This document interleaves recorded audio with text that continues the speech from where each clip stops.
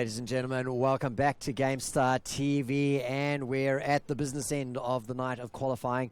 It is round number 4, and this round is pretty much going to determine who is going to be going through to the qualifiers. So let's just get the standings up on screen for you so that you can see exactly what the situation is right now. We've got Crimson at the top of the standings with Milkshake coming in second. Mad Because Bad is at third, and of course you'll remember they used to be We Met at Bunnings, as you can see in the standings there. Ethereal Esports at 4, and if things don't change, Rolls Unspecified is sitting at number 5. Now if you pay very, very close attention though, rank number 5 and 6 are exactly equal across all statistics that Challenge tracks. So that means that we need to get the tie broken there. So if 5th and 6th are actually tied at the end of this round, we are going to have a head-to-head match. So we'll actually have a 5th round. Not every team will play in the 5th round, just the teams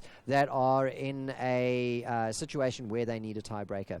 So what we're going to have on screen for you today, for you in the last round, is Mad Because Bad versus Ground Zero. So really, the fate of Ground Zero is in their own hands. They've got the opportunity now to break the tie by winning this match against We Met at Bunning / Mad Because Bad. So it's a big match. A lot riding on it. A berth in the first playoffs that are going to be taking place next week on Tuesday. So put it in your diaries, 7:30 p.m. AEST. We're going to have the playoffs. It's the first of the modified double elimination format that we've introduced. 2 rounds in the upper bracket, 2 rounds in the lower bracket. It's going to be an absolute fantastic cracker of a night of Heroes of the Storm, featuring the top teams, the 5 top teams from here tonight, and then the 3 teams that managed to stay together from Season 3 to Season 4. Now, Kit Fox and Disconquer are the casters that are going to be taking you through. Kit, do you know... We know a little bit about Mad Because Bad because of them being We Met at Bunnings previously, but we don't really know much about Ground Zero. We do know a little bit about Ground Zero Crisis, formerly known as Scrpz and Scrpz. So the Ground Zero lads, we asked the question before off air where the Scrpz and Scrpz lads were. They've just renamed Ground Zero. So they are going to be on red. Mad Because Bad will be on blue. So Jester, All G, Tegeeza, Helium, and Tanner the Spanner on Mad Because Bad. And Ground Zero is Papa, Bob Cow, Chance, Superstition, and the captain of the Scrubs, Scrpz himself. And you mentioned that we're going to have the top 8 teams in the region, Crisis, coming into next week's playoff. But let's not forget the man himself, Rap God Skimmy. Disco? Yeah, I mean, he slayed it over at the Western Clash that we just experienced on the weekend. And so it's going to be cool to see him back in the crib, laying down his fresh tone-style beats over the best 8. Yeah, that's it. I'm excited for this one, man. I really, really am. Mad Cause Bad versus Ground Zero. Like Crisis mentioned, they are on equal standings. So if it comes down to it, it's not a guarantee at this point, but if it does come down to it, we will be having a 5th round just to break that tie. But we're going over to Sky Temple. Genji already being hovered as a ban for the Mad Cause Bad lads. And we saw how much damage and carnage he was able to wreak in that previous round, controlled by Icebolt. And like that, he's taken off the board. Yeah, he's just pretty top tier at the moment. And actually also banning out Genji does open up the field for players on some other particular backliners where they won't get punished as much. Something that me, you, and Gio are actually talking about. You know, Folstad could potentially be an option on this map if you can remove enough of that backline pressure, and Genji is one of those heroes. So now the ban falling over to Ground Zero. Oriel being taken off the board. They do not want Mad Cause Bad to get that. We talked about the Holy Trinity combo before, even the Holy Duo, like with somebody like Valor along with Oriel. They realize that they don't have the first pick. Oriel is probably one of the strongest healers in the game at the moment, and they don't want to deal with that. Malfurion's still available, and my man Stukov. I want to see some Stukov. Surely somebody's got balls up and get him out tonight. Or maybe, see, the trouble is between his release and now, he did receive a little bit of a nerf. That just means he's his lurk is not, or no, his lurk, I can't quite remember the name of it at the moment, but the silence effect is actually weaker because you can't rapidly redeploy it as you used to be able to because it's cooldown. That makes him a little bit weaker as such. I mean, we don't know. No one's really put their mark on Scrpz yet in the competitive scene, but that's kind of where he's sitting at the moment, is that he was really good. He received a little nerf. Now he's kind of, people are still trying to find out what that retuning's done to him. Dahaka being locked in. We talked about global pressure, as we do every single time, because it's just so strong, finds a lot of value. Dahaka being locked in for round 0 to start things off. Who was a good complement for Dahaka? Anubarak, it seems. Well, I mean, the beauty with Dahaka is that anyone, he's a lane clearer. He's global. He's a bruiser. He has very good interruption CC. So because of all those elements, you can match anyone up with him. What makes him a good all-round hero. And it's not that he's an all-rounder. He's not just, I can do a little bit of everything. He does it all so goddamn well. Damn right. So Dahaka and Anubarak going for their tanks to start things off at ground 0. Malthael still on the board, could do a lot of damage to both of those with his percentage-based damage, but Uther was picked for the Mad Cos Bad Lads to start things off in this potentially final round here of Season 4, week number 1 for the HGC qualifiers.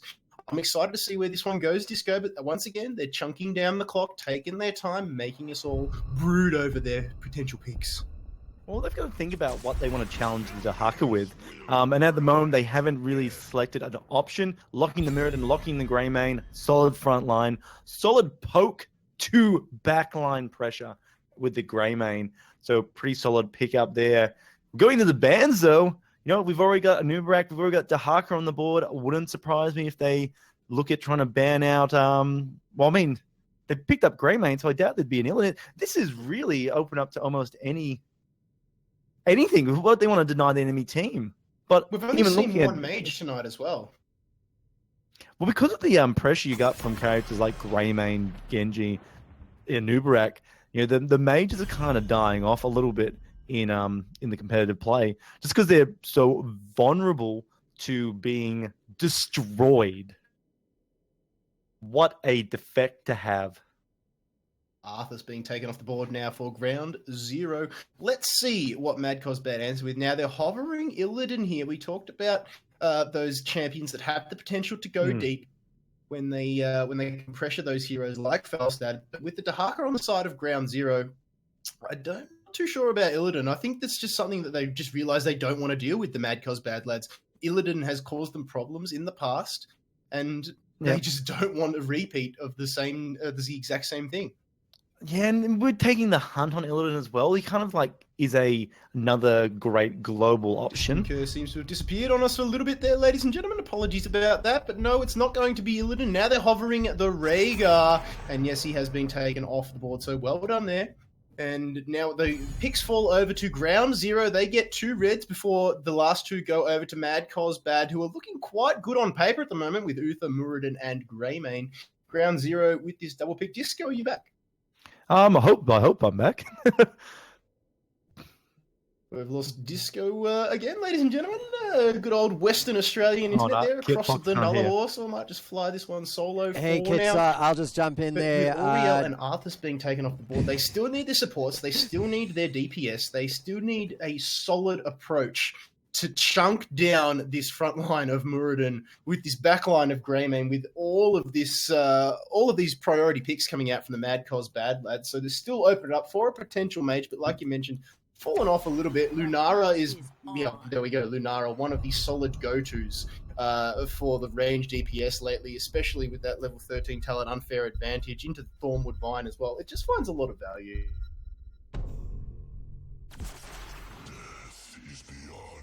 So, ladies and gentlemen, we'll just see if we can sort out the tech issue that Kit Fox is experiencing and hopefully bring him back in. Well, he dropped out of Discord and he's come back. So, Kit, can you hear me? I don't know what went on there, ladies and gentlemen. I'm so sorry about that. Apologies to you, Disco, as well, if I cut you off. I couldn't hear that's a thing. It's always one of those funny moments here in the good old ANZ. Oh wow! Dealing with as I was bagging out your internet, it was mine that carked it. So well done, good job. All right. So I mean, so in between that, right, when we're having a small issue, so Lunara and Malfuel have been picked up for the side of Ground Zero. We did talk about how Malfuel is going to be quite punishing against Muradin. It did come up that well, actually, I think we're talking about Mad because Bad possibly taking Malfurion. Sorry, Malfuel. But on the reverse side, Leoric and Muradin actually have to be concerned about the damage coming out of Malfuel. Especially with Leoric into Malthael. Don't know about that one, but we'll see how it goes out. But the second mage of the round, of the week, is going to be Li Ming, which as opposed to the Kael'thas, which we saw get off an amazing game in the first time for Crimson Esports, wiping the floor with the lads from Capital. But now Malfurion being locked in as the sole support for the Ground Zero lads. They really needed somebody strong to fill that role, and they did it well. Yeah, actually, I like that because look, you've got Dahaka, you've got Malfuel, and you got Malfurion. You've got an option there where two of your team can self-sustain to some reason. Dahaka can keep himself alive, and Malfuel can drain life, can heal himself. So the fact that Malfurion doesn't have to worry about, well, how am I going to throw these big heals onto these characters? Especially with the sense of Leoric looming down on them, he doesn't have to worry because they're self-sustaining. It's actually a great team composition taking that Malfuel, Dahaka, and the Malfurion. That's something that you have to think about when you do choose into Malfurion is how am I going to keep the team alive? Because he doesn't traditionally have big heals. So we're going into Sky Temple for the final round of the week number 1 of the Blizzard and GameStar HGC qualifiers. Muradin is Tanner. The Geezer is playing Li Ming. Jester on Greymane. Helium is Uther. And Leoric is manned by OG. That's it. And we've got over on the side of this Ground Zero, we have Scrpz playing as Malfurion. Bob Cow's on Malfuel. We've got Chase on Anubarak. We got Papa on a Lunara, and we got Superstition on Dahaka. Oh, and someone... This is very important, guys. This is the difference between... Tanner has the wrong mount. Oh, dear. Literally unplayable now. Literally unplayable, Disco. Well, you know, we have a saying in the region, and it's things like, if you can't coordinate team colors or mounts or skins, how do you expect to coordinate your gameplay?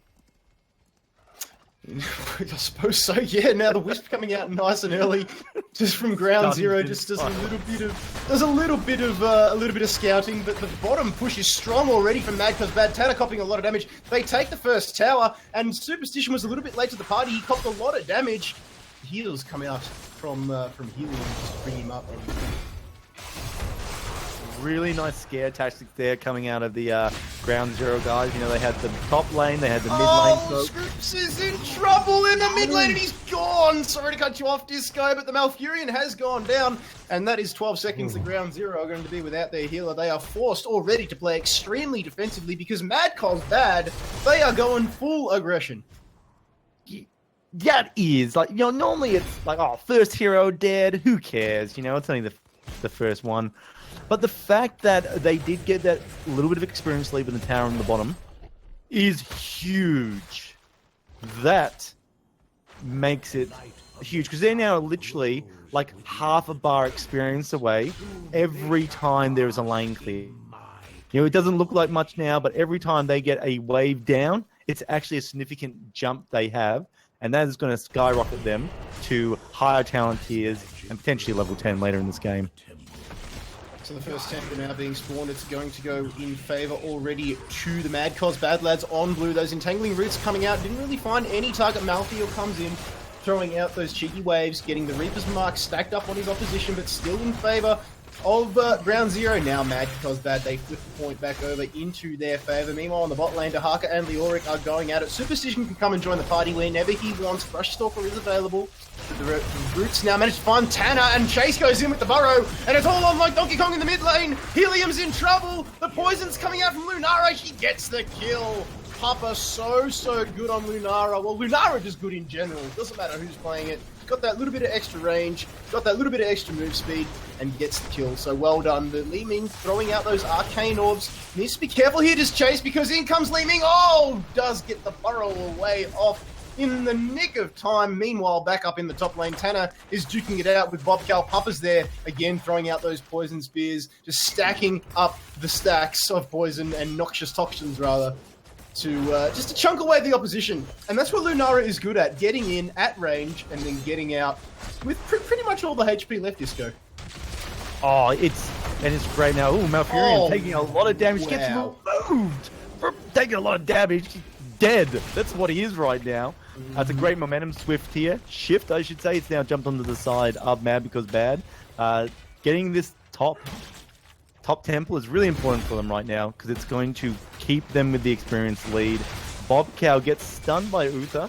Should be able to get away. Greymane isn't going to overcommit, but Li Ming just misses. Almost! Oh my god! Oh my god, Kit, did you see that? Yep, by the skin of his teeth he got away there. Good Hammer of Justice coming out now from Helium into the Entangling Roots, but didn't actually get the root off. Oh, sorry, it was Scrpz that threw the root out. I'm thinking, why didn't he stop there? Nah, it was a good defensive root coming out from Scrpz. Yeah. A bit of derp going on, but well done. Meanwhile, back in the mid lane, Papa on Lunara at range, chunking down that mid tower. The momentum in this game keeps shifting really heavily from side to side. It's still much in the favor of Mad because bad, and that's due to right early in the game. Getting the tower and the kill was a big booster for them, and it's just paying off. You know, years and years of dividends are coming out of this game right now for them. But we see Lunara desperately in the mid lane, trying to push, trying to close the experience gap, but they've got to stop. Yeah, they've got to stop the Mad because bad boys. This is extremely risky. I was going to say the Ground Zero lads were going for a steal on the Mad Cos Bad night camp. But it was Chase in the end just going up to the top there. Papa has actually disconnected from the game. So we've got our first 3-2-3 of the series, ladies and gentlemen. Let's be honest, it wouldn't be an AZ competition without one. And now we just wait for Papa to get back in the game. It doesn't matter what hero you're playing. Disco, he's on Lunara, but any hero, especially in a competitive game, or any game really, is definitely a hamstring. This is an NA, mate. You can't win with a bot here. Oh, the savagery! NA LOL coming out from the ANZ minor region. Damn! But the thing I really like about what is about to happen is I would love to see Malfurion and Lunara rotate to that camp right now and a new rack and just go in there and get 2 massive kills. I mean, that is Li Ming, and I believe the other, is that Jester? That is literally Greymane. So it's dark, and old man Daddy Disco here can't see properly in the dark. There was 2 big kills. Is Li Ming going to spot this out? No, Chase comes back in, they're throws going down the in for it, Impale, yes! and they're going for the steal. Great work coming out here from Ground Zero. Helium and Degiza have just, they really don't have, they've really got nothing to do but to run away. And Mad Cos Bad now on the defensive. They're going to lose their night camp to Ground Zero. Fantastic steal coming out. Great call. And Papa rejoins at the right moment. Now he turns his attention to Tanner, just chunking it out. He missed the Stormbolt, so the stun is not up for Tanner at the moment. In comes OG. Gets the grip off, so Scrpz was able to get away from that one nice and early. Drain Hope, rather. And now they just reset a little bit. The experience, this seesaw tilting now in favor of Ground Zero. Oh, wow. I love that steal. I wonder if they were going to do it. I mean, it was potentially risky. And I think Li Ming and Greymane choosing, or the Geezer and Jester choosing to stay and fight Anubarak, they should have gone like, why would Anubarak do this? He can't win. It's because Anubarak's got his 2 mates coming to the party. We almost thought Li Ming was going to spot that one out there. The Geezer almost face-checked that, which pretty much did. And then was like, oh my god, I've been impaled, and was lucky to get away with his life. And then poor old Jester got melted. He was the butter, and Ground Zero with a toast. Yeah, spread light and thin across the ground. I mean, this is good position, great position right now because for Mad, they're on the point first, they're getting the shots, the other side has to fight into it, and even the lane's actually pressured against Ground Zero. So they managed to push him off the point now. But Got him again in the bot lane. Jester caught himself out. There was a good burrow coming out from Chase into the Impale. Tanner needs to be careful. This is Dwarven toss away. It's not available. Lunara comes in, as does Bob Cow. And the Reaper's Mark and the Soul Rip combo just too good for the man on Muradin. So the Mad Curse Bad will be kicking themselves here. They've lost 2 important fights now. One at the Night Camp, one at the bottom temple. Chase getting it done down there, just tanking it up. They're going for the let's outlast combo as opposed to burst down the Temple Guardians, which is probably the smarter thing to do, especially when you're the Nuvarak. You don't want to be burning your ever so important mana, but Papa at range just tossing it out here to Jester and onto Helium, being extremely cheeky with these Blossoms and Toxins, Disco. Look, Papa is doing great in this game. Oh, Papa could be in a bad spot right now. Getting dived onto. Oh, Scrpz comes in for the save with the entangling roots. Papa now at range, throws in, goes for the leap as opposed to Thornwood Vine. It jumps all over Helium, sends him a packin'. Li Ming does get the disintegration beam off onto Papa, but it's not going to be enough. Chasing down the kill. Blink is up, just narrowly misses Scrpz, has got almost no mana. Bobcow now trying to get the work done, takes him away. Oh, the orb misses onto Scrpz, and he turns around and moonfires him back to the bench. Oh, that's almost BM-like, Distinker. Oh, boys, the boss. Nah, their resurrection. Spending too much time, a little bit of time chasing. I really felt they could have probably picked up the boss then. Wow, that chase by Li Ming, by the geezer. Ooh, that is in the book of things to not do when there are 4 enemy heroes behind you. Ooh. Gears are narrowly missing that arcane orb. It would have been a different story. He would have been singing a different tune if it had landed. He was almost no mana. He had enough for a Moonfire. It cost little to nothing. And turned around and went, yep, thanks for the free kill, mate. Now Superstition up there, getting that Brushstalk passive on, a little bit of move speed into the Swarm. Just clearing the lane alongside Papa. A hush falls across the map as Helium and Co. do manage to take their siege golems. So well done, Mad Cause Bad. They need to soak a little bit back here. Ground Zero just tipping the scales slightly in their favor. They do have the level advantage, but Mad Cause Bad coming back pretty fast. You know, something I think we were about to highlight, but then that whole thing just transpired, is how great Papa right now is just poking the enemy team down. You know, they're getting their damage on the tanks, Muradin and Leoric. And you go like, well, why? You know, folks, the tanks are pretty bad. But he's not doing it during the fights. He's doing it before. So you've got these great HP hero characters going to team fights that feel like they're assassins because half their health is pretty much gone. He's doing a fantastic job on the Lunara. Almost MVP at this stage. But now we can say, oh, Malthael! Deleted! He got That is why Malthael is called the God of Death, because God does he die well when there's 4 of the enemy team wrapped around him. That was literally a snap of the fingers and he was gone. Oh, exploded. And that is the big problem with Malthael, is that unless he's getting his heals off, he's not a survivable character unless he's in a situation where he's not stunned and he can self-sustain with his heal. However, when you've got Uther and Muradin sitting there, you can guarantee a stun is going to come your way. Siege Gold's now being taken by Ground Zero, just put a little bit more pressure on that bot lane. Meanwhile, they trade temples here to both of these 2 teams. But no, as I say, that Mad Cause Bad, they get the top one. Now they're coming down to the bottom lane to steal that one away from Ground Zero. They realise Dahaka is up there in the top lane, so Brushstalk are not available just yet. And now they take the bottom tower, so they do have the tower advantage to Mad Cause Bad. But it won't be for long if Superstition can get that top tower down. But here come the rest of his team, just to give him a little bit of an advantage. Night Camp, this is the steal that they wanted to do before Disco. Temple's power. Yeah, and they're going to be picking it up now. I think this is actually a good situation. They're going to grab this camp, and they can do a pretty good job of fighting. I love Anubarak. He is like the living scout right now, and is so good. Just the orbs being tossed out. Yep, go on. Oh no, I'm just looking at the play right now coming out of Mad Because Bad. I mean, they're playing it. I think they might have played that way too safe just then. They backed down, went back in the base, and came up to defend. I think they really needed to go in that shrub. They knew a Nubarak was off to the right, so the front line potential was gone for the Ground Zero lads. So, man, I think they're scared. I think Mad Because Bad is scared because bad. Shaken in their little booties at the moment. They are a level down, but they're about to level that one up. Still no talent tier advantage for anybody, and I can guarantee you, as soon as they hit level 16, they're just gonna pull that trigger and engage hard, thick, and fast, just the way Mad Because Bad like. Ooh, that would be a position no one wants to be in. So the first time we've seen Lunara pick up the leap this entire week so far, as opposed to the Thornwood Vine, do you think they'll still take unfair advantage at level 16?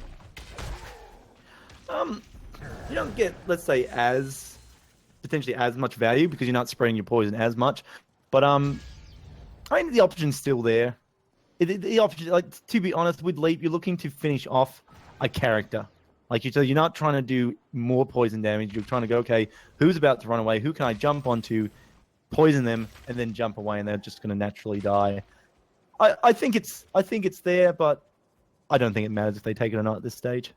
Superstition was just able to get away there. He read that one like an open book. Mad Cos Bad were coming down to take out that Dahaka because they knew Brush Stalker was down, but he was unable to get away. Meanwhile, the Temple is just still sitting there in the mid, and the boss is there as well. So let's not forget what happened to Darksider when they tried to take the boss on Brax's holdout. Meanwhile, in the top lane, we've got a fantastic ult combo. Good Divine Storm comes out there from the Uther on Mad Cos Bad, but they pick up the first kill. Malfurion gets absolutely deleted, as does an Uberak. Mad Cos Bad, they're coming hard and fast. They're trying to take down Malfi on the back line.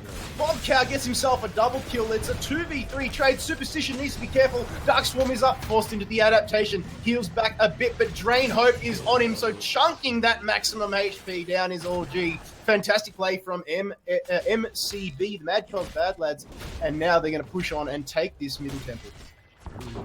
I really thought that we were actually going to see a much snappier moment then from Ground Zero. In fact, I thought they were going to create a Ground Zero.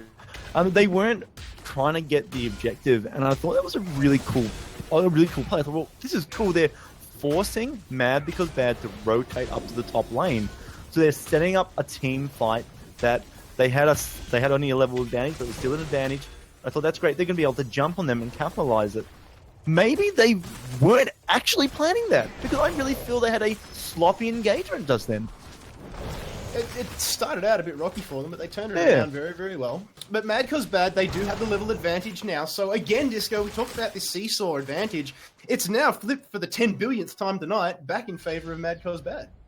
Yeah, that team fight was 100% what they needed. They had lower levels, so as they started to get kills, they got the greater experience gain. They hit the same level 17. And then all of a sudden, the kills that went on the side of Ground Zero, it wasn't as big an experience jump. I mean, that was just luck, convenience at the time.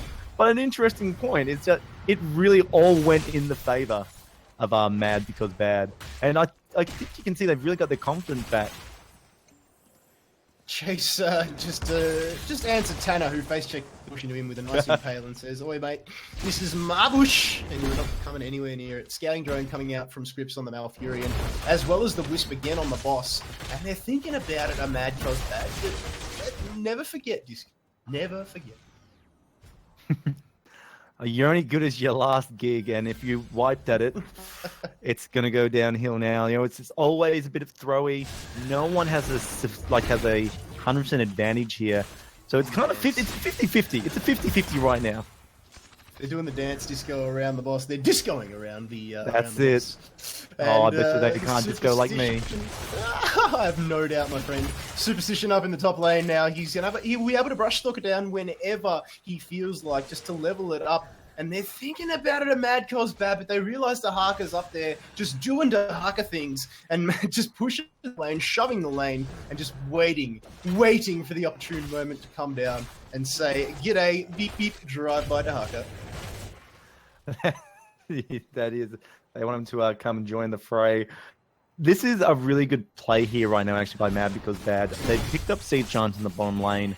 It's going to create a lot of pressure for him, for the enemy team. And the best thing is it's pressure in the bottom lane, the boss lane. So it's actually quite a dangerous position for Ground Zero if they allow this to go through. Behind this, they've got Tower shooting the bottom lane as well. So right now, it's really good. If the boss is picked up by Mad Because Bad, they are going to win this game. If they can get the boss right now. And look, the enemy team's rotated to do it. Don't chase him. Don't chase the Uberak. Get back on the boss, boys. Back to the boss. Yeah, they're thinking about it. They really are in two minds at the moment. They need to pull out the old Harvey Two-Face and flip a coin because they just don't know what they want to do at the moment. They're trading the towers, the temples. Superstition up in the top lane forces out those essences to heal. So he's going to come into this fight with no essence. He burrows down to the bot lane. Meanwhile, Mad Cos Bad are thinking about the boss, Tanner, the watchful dwarf sentinel, just making sure they don't come for it. The wisp comes out. It's going to... Oh, no, it's not going to spot him. So in comes Tanner. He realizes that in Ground Zero, they're putting all their eggs in the boss basket. And Mad Cos Bad cancel whatever they were doing. Leoric has a long way to come from the top lane. So this is going to be a 4v5 if they do decide to engage. Superstition now, extremely deep, goes down. The Harker goes melt, and this is going to be it. Just to trying for the steal. Bobcow throws out the Tormented Souls. Gets one. He gets two. Old G needs to be careful. It's still anybody's boss. Chase is there. So is Scrpz on the Malfurion. They're trying now. Chase, good burrow. Just knocks everybody up. Divine Storm comes out. The swing from Leoric, chunking them down. OG has got little to no HP. Hopper on the backline is being untouched. Leaps across one. Needs to take down Tanner, who dwarf tosses away. And Ground Zero get the boss. GG! I'm calling it here. I am calling it here right now. Ground Zero can finish off the match if they want to. They can push middle lane. They've got a tank. They've got a healer. They've got Lunara. They are good to go. But they are dragging themselves behind right now. They've got an open core with a catapult on it. They've got so much. Exclamation mark cores in chat, ladies and gentlemen. Exclamation mark core. Because they only find that here at GameStar. They could have had it. The respawns now come out. Hopper was left that fight on the backline by himself. Entomb comes out from Leoric, but he gets cocooned very, very quickly. They do find the kill, though. Chase needs to be careful. Wraith Walk trying to hunt him down. Drain Hope on top into the swing. Jester jumps in with a cocktail and says, thanks for coming. They had it, Disco. They had it. They had an open core in the top lane. They had a boss pushing the bottom lane, and they went for middle split pushing. Not like this. They just wasted some sort of opportunity. Even just getting a little bit of damage on a structure, rotating through the base to the top and just damaging core a little bit, then backing out. But just nothing. Even a retreat, right? Retreat for crying out loud. But just don't sit out the side of the enemy's base playing pickup sticks. Go in there and do something. Anything. Now they're trying. They realize that Mad Cos Bad are way out of position. They're taking both of the temples, and it's going to be a base race between the temples and the players here. They get three. Going back, Superstition is forced to blow the adaptation a little bit early, and now he brush stalks away. Good burrow, well done. Now they retreat when they need to. Good back from Mad Cos Bad to answer that one as well. And one more tower is going to win this for Mad Cos Bad, Disco. Oh, wow. I actually thought there was enough shots there, but I completely miscalculated that. But it's not in a good position for Ground Zero. Unfortunately, Ground Zero is inside their base right now. Yes, Ground Zero, they know what they've got to do, and that is not throw. Mad Cos Bad know what they have to do, and that is not go too deep. Chase now trying to come in for the steal. Burrow is down, so he's out of position here. Oh, separated by the wall. Luckily, the cooldown is not too bad, and Chase is able to get out with his life. That could have been disastrous, Disco. Yeah, like, I don't know what is transpiring in this game right now. He blew rewind, that's what it was. We've still got 50-50 right now, right? Either team can really take this out. The pressure on the map, I would say, is a little bit in the favor of Ground Zero if they can kill someone. Even though they don't have the middle lane down, the lanes are more pushed in towards their favor, particularly in the bottom is what I'm highlighting. But they just don't have the position to actually follow up with it because they're spreading themselves out quite thin. This is a bit of a dangerous play. I don't like how how either team is so spread out at the moment. This is asking to have something inserted into your face. Both teams do not know what they want to do, but this is where Ground Zero are going to struggle because one temple is going to spell defeat for them. It's an absolute fiesta at the moment in these players' minds. They don't know what they need to do. They're the 15 seconds away from the altars. Tanner now just being a good sentinel, making sure that... Oh no, Papa's in there with the face check. Oh, didn't get the Stormbolt off in time. So Papa was able to get away lucky. Very, very lucky. 1 kill and that's it. But look down the bottom. OG going for the sneaky tower. They need to answer that Leoric, but they've got their hands full to Ground Zero because the Mad Cos Bad Lads know what they need to do. This could be it, Disco. Oh, they just gotta delay this out, pressure them, confuse them. Maybe they can steal a couple of shots. Good play with Dahaka going down in the bottom, though. Dahaka is forced to adapt and now suck up all essence that he had, doing the damage to OG. Actually manages to neutralize the towers. Meanwhile, back up the top, Malthael goes down, as does Greymane, and Li Ming on the backline. Papa with these leaps is so good, getting the chunks that they need. Ground Zero, this is the fight that they need. Meanwhile, Tanner, he's got all his attention focused on this temple. It's currently in his favor. Should he hold it, they will win, but he needs to hold it. Stay on there, son. Stay right there. Oh no, bad luck. In come Mad Cos Bad, and they neutralize. The core's at 21%. Leoric in the bot lane is gone! Oh, meanwhile, there's Shamans on the core, and Ground Zero could walk in with a victory here, but Leoric is... Oh no, he's not close. Ground Zero can walk in with a victory. Tanner going down to the bot lane. He knows what he needs to do, but Papa is going to cut him off with that leaping, lumping Lunara. Tanner's going down there. It's not going to be enough. He's been spotted. Gets to the altar first, and the avatar form is gone away. They need to push the core here because Tanner... Malfurion, what are you doing? Oh, Malfurion. What are you doing, Malfurion? No! The temple, Malfurion. I don't know, Disco.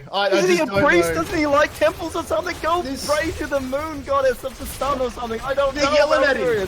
His team is yelling at him. Get back to the temple. But Leoric is back to Haga. Brushstork's up there. Leoric is going to come up there and neutralize it. He's the only one up there. Meanwhile, on the bottom lane, Chase is actually captured. It's going to go over to Ground Zero. What a fiesta at the end. Oh, gosh. Fantastic game. We love it. That was Ground Zero, right? Ground Zero won. Yes, that's what happened.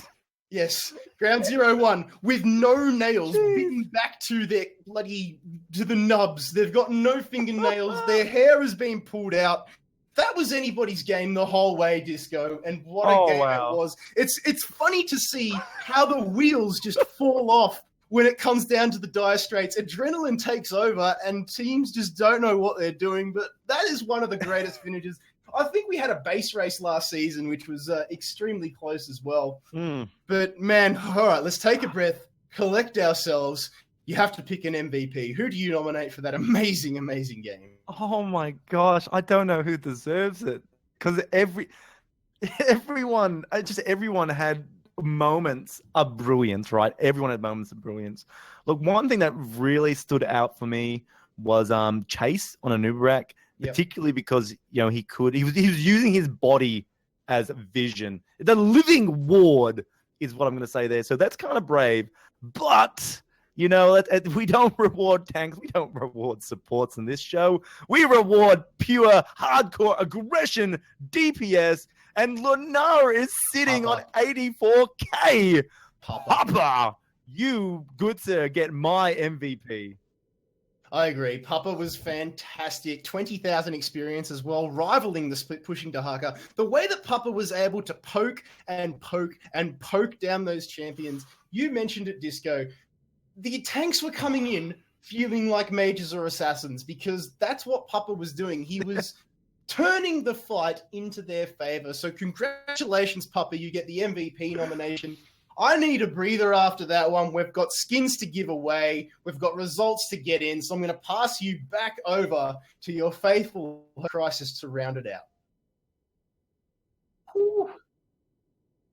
What a fantastic match to end the evening on. It was just a delight to watch. I love that boss fight. I love that it didn't turn into a throw pit. I love that it carried on beyond that. Just ANZ, Heroes of the Storm, just delivers action from beginning to end. Well, we've got to check the standings now to see whether we've made our way through to whether that was actually the final round. So let's get that up on screen for you, ladies and gentlemen, and have a look at the results. So all of the players have completed their matches in round number 4. And if we look through the top 5, our main concern is whether there is a tie in 5, 6, or 7. And having a look there, we can see that Ground Zero, having won that match, has leapfrogged their way into rank number 3 for the final standings of the evening. That pushes Pocket Me Lighter down into 4th. Mad Because Bad gets pushed down into 5th, but they managed to hold on to the qualification spot with Milkshake edged out by the Buchholz score. So we have our top 5, ladies and gentlemen, running through them once again. Crimson Esports, Ethereal Esports, Ground Zero, Pocket Me Lighter, and Mad Because Bad all make their way through to the playoffs. And next week, Tuesday, to join NMD, Darksided, and of course Nomia in that final match, or for that final spot in the first week of playoffs. Now, the only thing that we have left to do, ladies and gentlemen, of course, is to draw ourselves another winner of the raffle. So let me just head on over there. I'm sorry that you have to look at the side of my face while I do this, but it's the only way. Here we go. Closing the raffle now. And the winner is Tool Dealer. Congratulations, Tool Dealer. You pick yourself up a Garish Hellscream skin. Well, it's the hero bundle, so if you don't have the hero, you get the hero as well.